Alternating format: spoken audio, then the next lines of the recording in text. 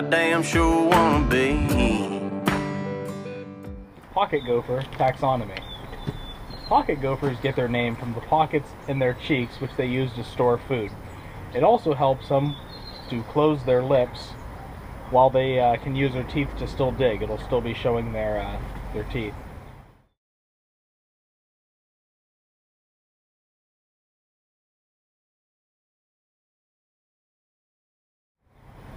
Gophers weigh about half a pound, and they can get to 6 to 8 inches long.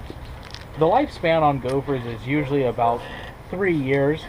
They are solitary creatures. They may share the same tunnels, but they are not communal. They tend to be alone.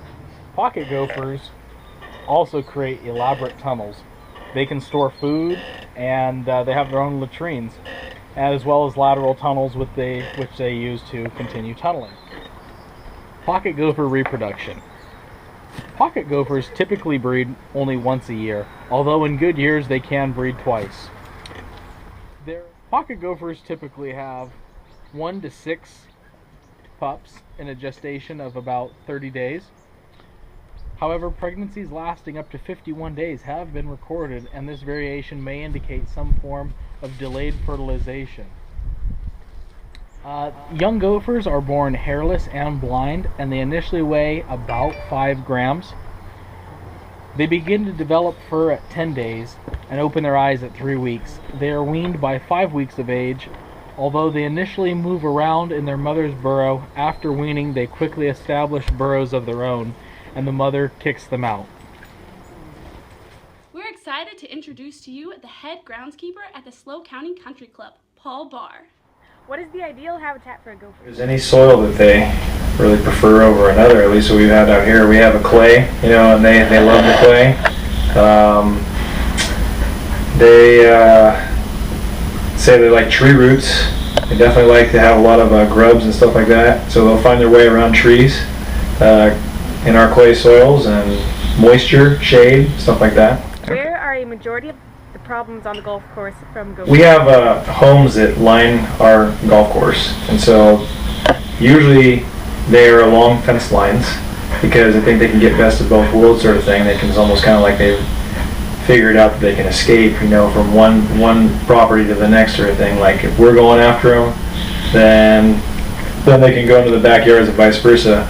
But we find them along the homes and then also underneath trees. Yeah. Is there a particular area or grasses that the gophers prefer? No, I don't think there's a particular grass that they prefer over another.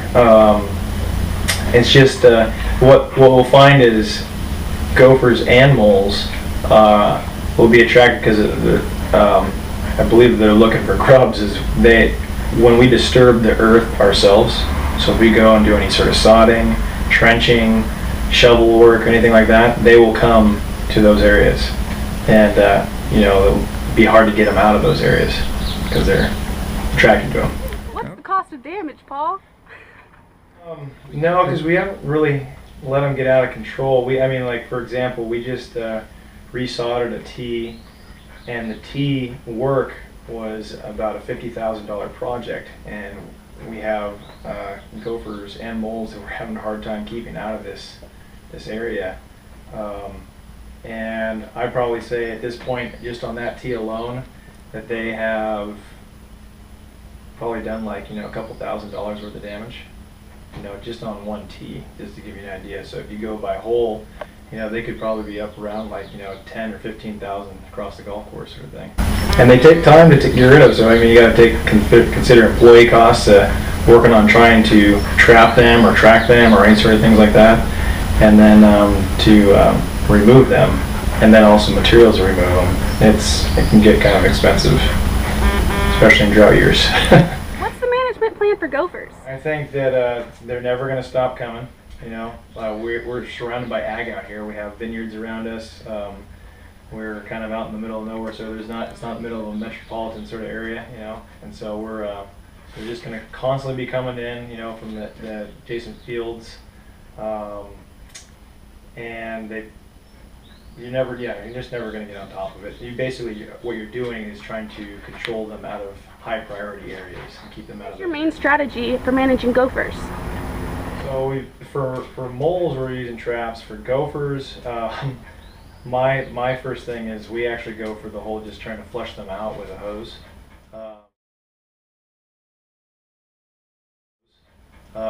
Because if you find that if they're in an area that's high priority, you're going to notice it right away, and it's usually just a single hole. And if you can find them when they create just a single hole, you're able to get them out, and it's kind of what we call a confirmed kill around here.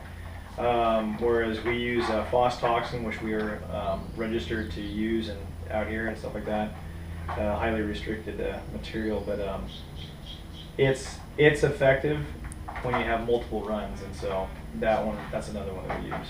So it's kind of like a gas, and then we also use just basically a hose and shovel is the best way otherwise. What are your thoughts on Carl's management plan from Caddyshack? If I got $1 for every time I heard about that, you know. Carl's management on Caddyshack, I like his idea. You know, many times I get to the point where I want to do what he's done. You know, take a bomb to the sucker. And many times I feel like I am Carl, getting frustrated with him and trying to get rid of him. Just like I say, you're never really going to fully get rid of all the gophers. So, yeah. Pretty fresh activity here, and this is kind of a perfect example of the gopher's fan-shaped mound. Right here you have his hole, which has been plugged. You can't really see it, but it's been plugged inside. Sometimes they plug that above the ground. And then this is where he was pushing the dirt out. So he pushed from here, here, here. That's a gopher mound for sure. As you can notice, the dirt is very fine textured, which is gopher. When it's mole, the pile is much more conical, it's symmetrical, and you usually find the dirt is chunky because the mole's not breaking up the soil, they're just heaving it out with brute force. So gophers make it all into fine dust and then move it out little by little in a fan, then they plug the hole, and in some cases this is all you get. As you can see, the plug here, it's very visible, although it's the same general level, but that's just a small gopher mound. And even here you can see the plug. He went in full circle this time. He pushes dirt in all directions, which throws people off when I am trying to differentiate gopher from mole. Here's some old activity that's been sprinkled on, so irrigation or rain has wore this out. So that's gopher activity, basic stuff in the lawn.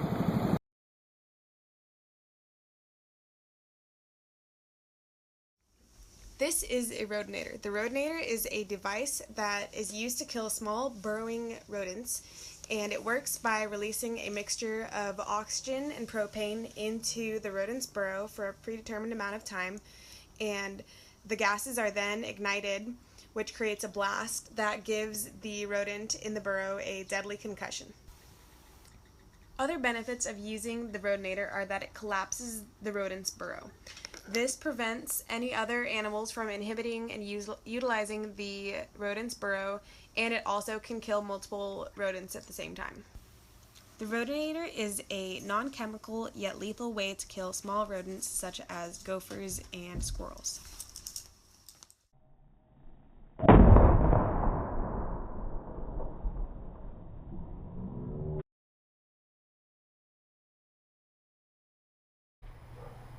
So another effective method in controlling gophers is by poisoning them using a gopher probe. This canister is made to hold gopher poison, and when you find the gopher's hole, the probe has an opening, and once you turn the top, it'll deposit poison into the gopher's hole. So here we have a gopher mound, and you poke around and you kind of look, and you can tell when you find the lateral tunnel, because it'll be extremely easier to push the probe down. So here we go there, we found the gopher probe, or the gopher hole. So then you spin it twice to deposit the appropriate amount of poison, and you can keep doing this all the way down the tunnel to get a better coverage and more chance that the gopher will consume the poison and die. So that's another effective measure, the gopher probe. So today we're going to learn how to use a black hole trap, or black box, excuse me. These are pretty effective when catching gophers. They work quite well. So in order to set this, we're going to push this down. We're going to put the safety latch over it, and we're going to hook it to the little mechanism that sets it off. That's simple, free, ready to trap.